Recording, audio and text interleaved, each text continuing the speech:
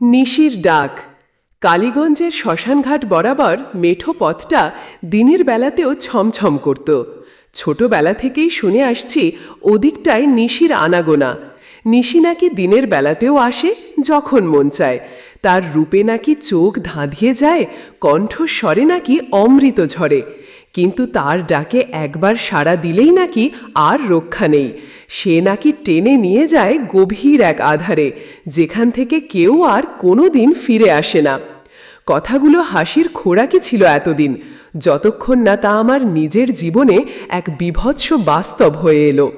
সালটা 1995। গ্রীষ্মের দগ্ধ দুপুর। আমি তখন সবে ক্লাস 8-এ উঠেছি। বাবার চাকরির সুবাদে আমরা সে বছরই কালীগঞ্জে এসেছিলাম। শহর থেকে মফস্বলে আসাটা প্রথমটাই একটু অদ্ভুত ঠেকলেও এখানকার শান্ত পরিবেশটা ভালোই লাগছিল। সেদিনের ঘটনাটা শুরু হয়েছিল একটা সাধারণ মাছ ধরা দিয়ে। বিকেলের দিকে আকাশটা হঠাৎই কালো হয়ে এসেছিল। আমি আর আমার বন্ধু রতন শ্মশানঘাটের পাশের পুকুরে বড়শি ফেলে বসেছিলাম। পুকুরটা নাকি অনেক গভীর, আর তার তলা নাকি শ্মশানের মাটির সাথে মিশে আছে। বয়স্করা বলতো ওখানকার মাছ খেলে নাকি শরীর খারাপ হয়, কিন্তু আমরা পাত্তা দিতাম না। হঠাৎই একটা অদ্ভুত ঠান্ডা বাতাস বইতে শুরু করলো। গাছের পাতাগুলো যেন ফিসফিস করে কিছু বলছিল। রতন আমার দিকে তাকিয়ে বলল, অমিত, কেমন যেন লাগছে রে, মনে হচ্ছে কেউ যেন আমাদের দেখছে। আমি হাসলাম, ধুর, তোর সব সময় ভূতের ভয়। কিন্তু আমার হাসিটা কেমন যেন শুকনো শোনাচ্ছিল। একটা চাপা অস্বস্তি আমার বুকের মধ্যে দানা বাঁধছিল। ঠিক সেই মুহূর্তে পুকুরের মাঝখানে একটা অদ্ভুত ঢেউ উঠল। এত বড় মাছ জীবনে দেখিনি। জলের গভীরে একটা চকচকে সাদা কিছু নড়াচড়া করছিল। রতন এক্সাইটেডলি বলল, অমিত, টান দে, এটা কি রে বাবা? বড়শির সুতোটা টান টান হয়ে উঠেছিল। আমি এক ঝটকায় টান দিতেই জলের নিচ থেকে একটা সাদা রঙের শাড়ির আঁচল উঠে এলো। সাথে সাথে এক তীব্র মিষ্টি গন্ধ, যেন হাজারটা জুঁই ফুল একসাথে ফুটেছে। আর সেই মুহূর্তেই শুনতে পেলাম সেই ডাক। আমার নাম ধরে ডাকছিল কেউ। এত মধুর, এত পরিচিত একটা স্বর। মনে হলো যেন আমার মা ডাকছে, বা আমার ছোট বোন, অথবা এমন কাউকে যাকে আমি সবচেয়ে বেশি ভালোবাসি। আমি সম্মোহিত হয়ে উঠে দাঁড়ালাম। রতনের হাত ধরে টানতে টানতে বললাম, রতন চল, কে যেন আমাকে ডাকছে, ওটা আমার মা। রতন ভয়ে টাঁপছিল, না অমিত, যাস না, ওটা নিশি, ওর ডাক। কিন্তু ওর কথা আমার কানে ঢুকছিল না। আমি মন্ত্রমুগ্ধের মতো হাঁটছিলাম পুকুরের দিকে।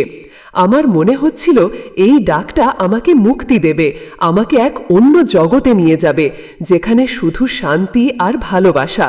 আমি পা বাড়াতে যাচ্ছিলাম জলের দিকে, এমন সময় রতন আমাকে সর্বশক্তি দিয়ে টেনে ধরল। ওর হাতের নখ আমার হাতে বসে গিয়েছিল, কিন্তু আমি কিছুই অনুভব করছিলাম না। শুধু সেই ডাকটা শুনছিলাম, আমার নাম, বারবার, আরও নিবিড়ভাবে, আরও তীব্রভাবে। এক সময় রতন আমার মুখে সজোরে জল ছিটিয়ে দিল। আমার ঘোর কাটল। আমি চারপাশে তাকালাম, কোথা থেকে সেই ডাক আসছিল। রতন আমার দিকে অসহায় চোখে তাকিয়েছিল। ওর চোখ দুটো ভয়ে জ্বরে গিয়েছিল। ওর হাত তখনও কাঁপছে। পুকুরটা শান্ত। সেই সাদা শাড়ির আঁচলটা অদৃশ্য হয়ে গিয়েছিল। মিষ্টি গন্ধটাও মিলিয়ে গেছে। আমি ওর দিকে তাকিয়ে বললাম, কি হয়েছে রে রতন, তুই অমন করছিস কেন? রতন বলল, তুই শুনতে পাসনি? তোর নাম ধরে ডাকছিল ঠিক পুকুরের মাঝখান থেকে। ওটা নিশি ছিল, আমি নিশ্চিত। তুই জলের দিকে যাচ্ছিলি। আমি শিউরে উঠলাম। আমার কিছুই মনে পড়ছিল না, শুধু একটা তীব্র আকাঙ্ক্ষা মনে হচ্ছিল, যেন আমার সত্তাকে টেনে নিয়ে যাচ্ছিল। সেই রাতটা আমি ঘুমাতে পারিনি। বারবার আমার মনে হচ্ছিল কেউ যেন আমার কানের কাছে ফিসফিস করে আমার নাম ধরে ডাকছে। সেই মিষ্টি গন্ধটা আমার নাকে লেগেছিল যেন। পরের দিন সকালে রতন জ্বরে পড়ল। ওর মা বলল, ও রাতে ঘুমের মধ্যে নাকি প্রলাপ বকছিল, নিশি নিশি। ওর বাবা ওঝা ডাকলেন। ওঝা এসে কিছু মন্ত্র পড়লেন, রতনের গলার একটা মাদুলি বেঁধে দিলেন। আমি সেদিন স্কুলে যেতে পারলাম না। আমার শরীর দুর্বল লাগছিল, আর কেমন যেন একটা অস্বস্তি। মা আমার কপালে হাত দিয়ে বললেন, অমিত, তোর কি জ্বর আসছে? আমি মাথা নাড়লাম, কিন্তু আমার মনে হচ্ছিল জ্বর নয়, অন্য কিছু আমাকে ভেতর থেকে গ্রাস করছিল। দিনগুলো এভাবেই কাটছিল। রতনের জ্বর সারতে বেশ কিছুদিন লাগলো। ও স্কুলে এলেও আমার সাথে তেমন কথা বলতো না। কেমন যেন একটা দূরত্ব তৈরি হয়েছিল আমাদের মধ্যে। আমিও পুকুরের দিকে যাওয়া ছেড়ে দিলাম, কিন্তু রাতের বেলা সেই ডাকটা আমার পিছু ছাড়ত না। আমি কান চাপা দিয়ে শুতাম, বালিশ দিয়ে মুখ ঢাকতাম, কিন্তু সেই স্বর আমার কানের মধ্যে ঘুরপাক খেত। দিনের বেলাও আমি সেই গন্ধটা পেতাম মাঝে মাঝে, জুঁই ফুলের তীব্র মিষ্টি গন্ধ। আমি বুঝতে পারছিলাম আমি আস্তে আস্তে ডুবে যাচ্ছিলাম এক অজানা অতলে। আমার অবস্থা দেখে মা বাবা চিন্তিত হয়ে পড়লেন। আমাকে ডাক্তার দেখানো হলো, কিন্তু ডাক্তার কোনো শারীরিক অসুস্থতা খুঁজে পেলেন না। তিনি বললেন, অমিতের মনে হয় মানসিক চাপ হচ্ছে, নতুন জায়গায় এসেছে তো মানিয়ে নিতে হয়তো সময় লাগছে। কিন্তু আমি জানতাম এটা মানসিক চাপ নয়, এটা ছিল এক অদৃশ্য অশরীরী সত্তার ছায়া যা আমার পিছু নিয়েছিল। একদিন রাতে আমি আর ঘুমাতে পারলাম না। সেই ডাকটা এত তীব্র হয়ে উঠেছিল যেন মনে হচ্ছিল আমার মস্তিষ্কের প্রতিটি কোষে প্রবেশ করছে। আমি বিছানা ছেড়ে উঠে পড়লাম। আমার মনে হচ্ছিল আমাকে বেরিয়ে যেতে হবে, আমাকে সেই ডাকে সাড়া দিতে হবে। আমি চুপিসারে দরজা খুলে বাইরে বেরিয়ে এলাম। রাত গভীর, চাঁদনি রাত, চারপাশটা যেন কেমন এক মায়াবী আলোয় ভরে আছে। আমি মন্ত্রমুগ্ধের মতো হাঁটছিলাম। আমার পা দুটো যেন নিজে নিজেই চলছিল। কোন দিকে যাচ্ছিলাম তা জানার প্রয়োজনও অনুভব করছিলাম না। শুধু জানতাম আমাকে যেতে হবে, সেই ডাকের উৎস খুঁজতে হবে। আমি হাঁটতে হাঁটতে শ্মশানঘাটের দিকে চলে এলাম। দূরে একটা কুকুরের ডাক শোনা যাচ্ছিল। চারপাশের গাছগুলো বাতাসের সাথে তাল মিলিয়ে দুলছিল। তাদের ছায়াগুলো যেন আরো দীর্ঘ আর অশুভ দেখাচ্ছিল। আমি পুকুরের কাছে পৌঁছালাম। পুকুরের জল নিস্তব্ধ, চাঁদের আলোয় চিকচিক করছে। আমি জলের দিকে তাকালাম, আর তখনই দেখলাম জলের মাঝখানে সেই সাদা শাড়ির আঁচলটা আবার ভেসে উঠেছে। এবার শুধু আঁচল নয়, একটা অবয়ব দেখা যাচ্ছিল। এক অপরূপ সুন্দরী নারী, তার চুল খোলা, বাতাসের তালে উঠছে। তার চোখ দুটো যেন গভীর এক অতল গহ্বর, তার ঠোঁটে এক রহস্যময় হাসি। তার রূপ দেখে আমি স্তব্ধ হয়ে গেলাম। আমার হৃদস্পন্দন যেন থেমে গিয়েছিল। সে হাত বাড়িয়ে আমাকে ডাকলো, সেই ডাক যা আমার অস্তিত্বকে গ্রাস করেছিল এতদিন। আমি তার দিকে পা বাড়ালাম, এক পা, দুই পা, আমি যেন জলের ওপর দিয়ে হাঁটছিলাম। আমার মনে হচ্ছিল আমি উড়ে যাচ্ছি। আমার শরীর হালকা হয়ে গিয়েছিল, আমার মন আনন্দে ভরে উঠেছিল। আমার সব ভয়, সব দ্বিধা, সব চিন্তা বিলীন হয়ে গিয়েছিল। আমি তার কাছে পৌঁছে গেলাম। সে আমাকে আলতো করে স্পর্শ করল। তার হাত বরফের মতো ঠান্ডা ছিল, কিন্তু আমি কিছুই অনুভব করছিলাম না। তার চোখ দুটোতে আমি ডুবে যাচ্ছিলাম। সে আমাকে জড়িয়ে ধরল। তার শরীরের গন্ধ সেই জুঁই ফুলের তীব্র মিষ্টি গন্ধ। আমি তার বাহুডোরে সম্পূর্ণ বিলীন হয়ে যাচ্ছিলাম।